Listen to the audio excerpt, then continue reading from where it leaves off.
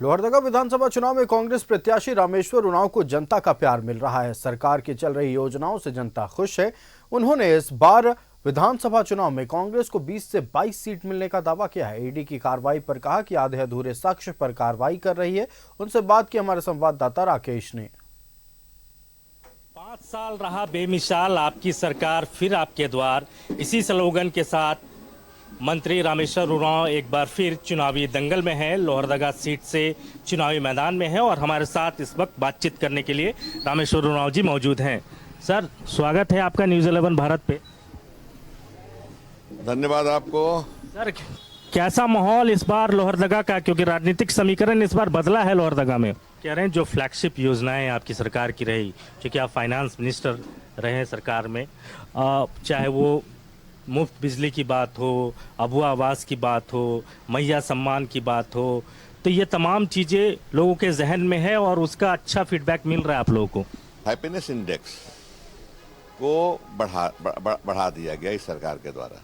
BJP भी तो कह रही है कि हम भी गोगो दीदी लेके आएंगे, 2100 रुपया देंगे हमारी सरकार आ गई तो। एक और बातें आ रही लोगों की तरफ से और विपक्ष भी इस बात को कह रहा है कि भाई चुनाव के वक्त ये मैया सम्मान योजना क्यों? अगर वाकई सम्मान आप लोग देना चाह रहे थे तो आप पहले से शुरू करते। हाँ, तो ये आ करके देंगे और हैं तो दे रहे हैं, दोनों अंतर है ना। थोड़ा समीकरण बदला है, आजसू और बीजेपी एक साथ है, तो रामेश्वर उरांव ये महसूस कर रहे हैं। 2 बार जिताया कैलाश साहब को, कुछ मिला नहीं। 9 में जीते, 14 में जीते, बोलो ना, 2 बार जीते है ना, मिला नहीं तो लोग बाग इस बात समझते हैं। है सर, आप छतरपुर में आपने उम्मीदवार दिया, उन्होंने दे दिया, तो ये चीजें तो टकरार की तरफ जा रही ना, इससे तो आपका गठबंधन कमजोर हो रहा है सर।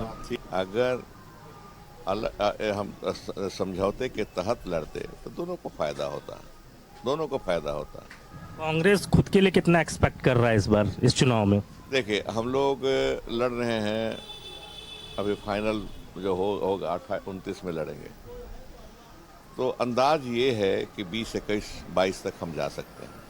सर, लोहरदगा ने आपको बहुत कुछ दिया, आप यहाँ से सांसद भी रहे 2004 में, 2019 में आप विधायक बने, सरकार में मंत्री बने, केंद्र में भी आप मंत्री बने, लेकिन सवाल ये कि आपने लोहरदगा को क्या डिलीवर किया? जहाँ तक देने की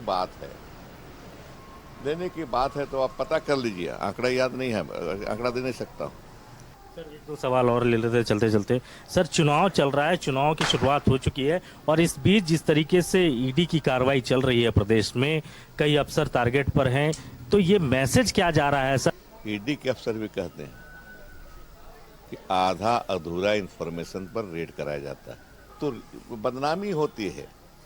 हाँ, संस्था की बदनामी होती है। मैं ये कहना चाहूँगा, ईडी के अफसर सुन रहे होंगे, मेरी बात से वो जरूर बात मानेंगे। ये सारी चीजें क्या चुनावी दृष्टिकोण से हो रही है, चुनाव को प्रभावित करने के लिए हो रहा है? उससे चुनाव थोड़े प्रभावित होता है। नहीं प्रभावित, तो कोई किसी व्यक्ति पर आप रेड कर दिए, सरकार की साख पे तो असर पड़ता है ना सर। सरकार के बड़े अधिकारी पर अगर ईडी की दबिश पड़ती है तो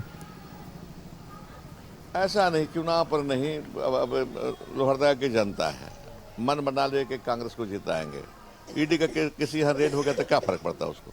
सर, आप पलामू से हैं, राजनीति करते हैं, लोहरदगा में जनता आपको स्वीकार कर ले रही है।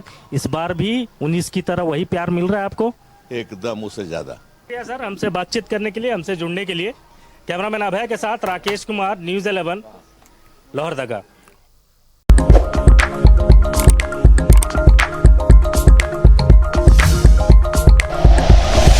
Like and share videos, subscribe करें हमारा चैनल और प्रेस करें बेल आइकॉन। न्यूज़ 11 भारत, सच है तो दिखेगा।